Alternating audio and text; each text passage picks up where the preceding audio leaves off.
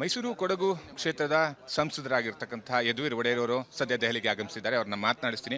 Sir, ಮೊದಲ ಬಾರಿಗೆ ನೀವು ಸಂಸದರಾಗಿ ಆಯ್ಕೆ ಆಗಿರ್ತಕ್ಕಂಥದ್ದು. ಇವತ್ತು ಪ್ರಧಾನಿಯಾಗಿ ಮೋದಿಯವರು ಕೂಡ ಪ್ರಮಾಣ ವಚನವನ್ನು ಸ್ವೀಕರಿಸ್ತಾ ಇದ್ದಾರೆ. ಈ ಕಾರ್ಯಕ್ರಮಕ್ಕೆ ನೀವು ಕೂಡ ಸಾಕ್ಷಿ ಆಗ್ತಾ ಇದ್ದೀರಾ. ಹೇಗಿದೆ ಸರ್ ಅನುಭವ? ಮೊದಲನೇ ಅನುಭವ, ಒಂದು ಐತಿಹಾಸಿಕ ಕ್ಷಣ. ಈ ಸಂದರ್ಭದಲ್ಲಿ ನಾವು ಕೂಡ ಸಂಸತ್ತನ್ನು ಪ್ರವೇಶ ಮಾಡುವಂಥದ್ದು ಅತ್ಯಂತ ಒಂದು ಹೆಮ್ಮೆಯ ವಿಷಯ, ಸಂತೋಷದ ವಿಷಯ. ನನ್ನ ಇಡೀ ಎಲ್ಲ ಭಾರತೀಯರಿಗೆ ನನ್ನ ಹೃತ್ಪೂರ್ವಕವಾದ ಅಭಿನಂದನೆಗಳನ್ನು ಸಲ್ಲಿಸುತ್ತೇನೆ. ಸರ್, ಈಗ ಈ ಒಂದು ನಾರ್ತ್ ಕರ್ನಾಟಕ ಭಾಗದಲ್ಲಿ ನಾರ್ತ್ ಇಂಡಿಯಾ ಭಾಗದಲ್ಲಿ ರಾಜಸ್ಥಾನ ಆಗಿರ್ಬೋದು, ಮಧ್ಯಪ್ರದೇಶ, ಇಲ್ಲಿ ಸಾಕಷ್ಟು ಜನ ರಾಜವಂಶಸ್ಥರು ಈಗ ಆಲ್ರೆಡಿ ಸಕ್ರಿಯ ರಾಜಕಾರಣದಲ್ಲಿದ್ದಾರೆ. ಕರ್ನಾಟಕದಲ್ಲಿ ನೀವು ರಾಜವಂಶಸ್ಥರಾಗಿ ಈಗ ಸಕ್ರಿಯ ರಾಜಕಾರಣಕ್ಕೆ ಬಂದಿರತಕ್ಕಂಥದ್ದು, ವ್ಯತ್ಯಾಸಗಳನ್ನು ಹೇಗೆ ನೋಡ್ತೀರಾ ಅಂತ? ಅಂಥದ್ದೇನು ವ್ಯತ್ಯಾಸ ಇಲ್ಲ. ನಾವು ಎಲ್ಲರೂ ಸಾಮಾನ್ಯ ಪ್ರಜೆಗಳು. ನಮ್ಮ ಈ ಎಲ್ಲ ಪದವಿಗಳು ಆ ಪಾರಂಪರೆಗೆ ಸೀಮಿತ, ನಮ್ಮ ಅರಮನೆಗೆ ಸೀಮಿತ. ಅದು ಬಿಟ್ಟರೆ ನಾವೆಲ್ಲರೂ ಸಾಮಾನ್ಯ ಪ್ರಜೆಗಳು. ಸೊ ನಾವು ಈ ಪ್ರಜಾಪ್ರಭುತ್ವದ ವ್ಯವಸ್ಥೆಯಲ್ಲಿ ಆ ಪ್ರಕ್ರಿಯೆ ಪ್ರಕಾರನೇ ನಾವು ಆಯ್ಕೆಯಾಗಿರೋದು. ಸೊ ನಾವು ಕೂಡ ಅದೇ ರೀತಿ ಸಂಸತ್ತಿನಲ್ಲಿ ಏನೇನು ಕರ್ತವ್ಯವನ್ನು ವಹಿಸಬೇಕು ಅದನ್ನ ವಹಿಸ್ತಾ ಮುಂದುವರಿತೀವಿ.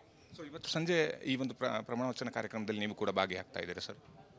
ಹೌದು, ನಾವು ಪ್ರತಿಯೊಬ್ಬ ಸಂಸದರು ಕೂಡ ಭಾಗಿಯಾಗ್ತಾರೆ. ಇಂಥ ಒಂದು ಕ್ಷಣದಲ್ಲಿ ನಾವೆಲ್ಲರೂ ಉಪಸ್ಥಿತರಿರ್ತೀವಿ. ನಮ್ಮ ಪ್ರಧಾನಮಂತ್ರಿಯವರ ಈ ಹೊಸ ಒಂದು ಯುಗ ಪ್ರಾರಂಭ ಆಗುತ್ತೆ. ಸೊ ಅದಕ್ಕಾಗಿ ನಾವೆಲ್ಲರೂ ಒಂದು ಒತ್ತನ್ನು ಕೊಟ್ಟು ನಾವು ಮುಂದುವರಿತೀವಿ. ಸರಿ ಸರ್, ಸಂಸದನಾಗಿ ಮೈಸೂರು ಕೊಡಗು ಕ್ಷೇತ್ರದ ವಿಷನನ್ನು ಏನು ಇಟ್ಕೊಂಡಿದ್ದೀರಾ? ಒಂದು ಸ್ಮಾರ್ಟ್ ವಿಷನ್ ಅನ್ನೋದು. ಮೈಸೂರು ಹಾಗೂ ಕೊಡಗು ಎರಡು ಕ್ಷೇತ್ರದಲ್ಲಿ ಭಾಳ ಒಂದು ಹೊಂದಾಣಿಕೆ ಇದೆ. ಎರಡು ಕ್ಷೇತ್ರಕ್ಕೂ ಕೂಡ ನಮ್ಮ ಪಾರಂಪರೆ ಭಾಳ ಮುಖ್ಯ, ನಮ್ಮ ಪ್ರಕೃತಿ ಭಾಳ ಮುಖ್ಯ, ಮತ್ತು ನಮ್ಮ ಏನು ಸಂಪ್ರದಾಯ ಏನು ಉಳಿದು ಬಂದಿದೆ ಪ್ರಾಚೀನ ಕಾಲದಲ್ಲಿ ಅದು ಸಂರಕ್ಷಣೆ ಮಾಡೋದು ಭಾಳ ಮುಖ್ಯ. ಸೊ ಅದೆಲ್ಲದರೂ ಒಂದು ಕಾಳಜಿ ಇಟ್ಕೊಂಡು ನಾವು ಅಭಿವೃದ್ಧಿಯನ್ನು ಮಾಡ್ತೀವಿ. ಸಮಾಜದಲ್ಲಿ ಏನೇನು ಸಮಸ್ಯೆಗಳಿದೆ ಅದನ್ನ ಪರಿಹರಿಸ್ತಾ ಮುಂದುವರಿತೀವಿ. ಸಮಾಜ ಸೇವೆಯನ್ನು ಮಾಡಬೇಕಾಗಿದೆ, ಮತ್ತು ಯುವಕರಿಗೂ ಕೂಡ ನಮ್ಮ ಸಮಾಜ ಸೇವೆಯಲ್ಲಿ ಅವ್ರದ್ದು ದೊಡ್ಡ ಪಾತ್ರ ಇದೆ. ಅವ್ರದ್ದು ಕೂಡ ನಾವು ಬಂದು ಇದರಲ್ಲಿ ಭಾಗವಹಿಸಿ ಅಂತಲೂ ಕೂಡ ಮನವಿ ಮಾಡ್ತೀವಿ.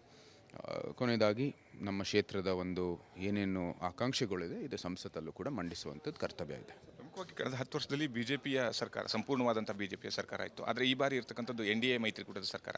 ಈ ಒಂದು ಸರ್ಕಾರದ ಬಗ್ಗೆ ನಿಮ್ಮ ಅಭಿಪ್ರಾಯ ಏನಂದರೆ, ಸರ್ಕಾರ 5 ವರ್ಷಗಳ ಕಾಲ ಸಂಪೂರ್ಣವಾಗಿ ಅಧಿಕಾರ ನಿರ್ವಹಿಸುತ್ತಾ ಅಥವಾ ಗೊಂದಲಗಳು ಬರುತ್ತಾ, ಈ ರೀತಿ ಅಂತ ಚರ್ಚೆ ಇದೆ. ನಿಮ್ಮ ಒಪಿನಿಯನ್ ಏನು? ಪ್ರತಿಯೊಬ್ಬ NDA ಪಾರ್ಟ್ನರಲ್ಲೂ ಕೂಡ ಒಂದು ಹೊಂದಾಣಿಕೆ ಇದೆ. ದೇಶದ ಅಭಿವೃದ್ಧಿ ಹೇಗಾಗಬೇಕು, ದೇಶ ಹೇಗೆ ಮುಂದುವರಿಬೇಕು ಅಂತ ಒಂದು ಹೊಂದಾಣಿಕೆ ಇದೆ. ಅದಿರುವಾಗ ನಮಗೆ ಸಂಪೂರ್ಣವಾದ ವಿಶ್ವಾಸ ಇದೆ, ಇದು ಪೂರ್ತಿ ಟರ್ಮ್ಗೆ ಇಂಥ ಒಂದು ಅಲಯನ್ಸ್ ಇರುತ್ತೆ. ಪ್ರಧಾನಮಂತ್ರಿ ಅವರು ಯಶಸ್ವಿಯಾಗಿ ಈ ಟರ್ಮನ್ನು ಕೂಡ ಒಂದು ಕೆಲಸವನ್ನು ಮಾಡ್ತಾರೆ. ಎಸ್ ಸರ್, ಇದಿಷ್ಟು ಮೈಸೂರು ಕೊಡಗು ಕ್ಷೇತ್ರದ ನೂತನವಾಗಿ ಸಂಸದರಾಗಿ ಆಯ್ಕೆ ಹೋಗಿರ್ತಕ್ಕಂತಹ ಯದುವೀರ್ ಒಡೆಯರ್ ಅವರ ಮಾತು. ಕ್ಯಾಮ್ರಾ ಪರ್ಸನ್ ಸರ್ಕಾರ ಅಭಿಜಿತ್ ಜೊತೆ ವಿಕ್ರಮ್ ಕುಮಾರ್, ವಿಸ್ತಾರ ನ್ಯೂಸ್, ನವದೆಹಲಿ. ಅನುಕ್ಷಣದ ಸುದ್ದಿಗಳಿಗಾಗಿ ವಿಸ್ತಾರ ನ್ಯೂಸ್ ಯೂಟ್ಯೂಬ್ ಚಾನೆಲ್ ಸಬ್ಸ್ಕ್ರೈಬ್ ಮಾಡಿ. ಹೊಸ ಸುದ್ದಿಗಳ ನೋಟಿಫಿಕೇಶನ್ಗಾಗಿ ಬೆಲ್ ಐಕಾನ್ ಕ್ಲಿಕ್ ಮಾಡಿ. ಲೇಟೆಸ್ಟ್ ಅಪ್ಡೇಟ್ಸ್ಗಾಗಿ www.vistaranews.com ವೆಬ್ಸೈಟ್ಗೆ ವಿಸಿಟ್ ಮಾಡಿ. ಅಂಗೈಯಲ್ಲೇ ಜಗತ್ತಿನ ಸುದ್ದಿ ತಿಳಿಯಲು ವಿಸ್ತಾರ ನ್ಯೂಸ್ ಕನ್ನಡ ಆಪ್ ಡೌನ್ಲೋಡ್ ಮಾಡಿ.